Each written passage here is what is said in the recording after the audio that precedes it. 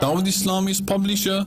Maktabatul Madina's published renowned booklet of Shaykh al-Tariqat, Amir Ahl Sunnah, Damat Barakatuhumul Aliyah, a brief biography of Imam Ahmad Raza Khan, alayhi rahmatur rahman, consisting of 16 pages, states on page 3,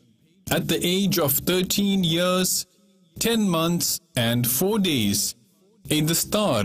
that is, the certification of the completion of Islamic studies, was conferred on Ala Hazrat, rahmatullahi ta'ala alayhi.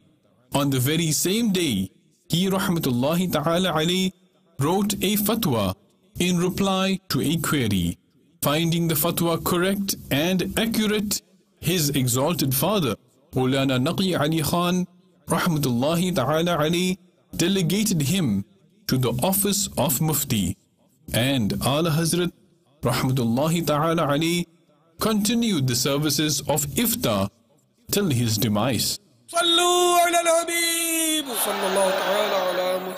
मुझे अपनी और सारी दुनिया के लोगों की इस्लाह की कोशिश करनी है इंशाअल्लाह।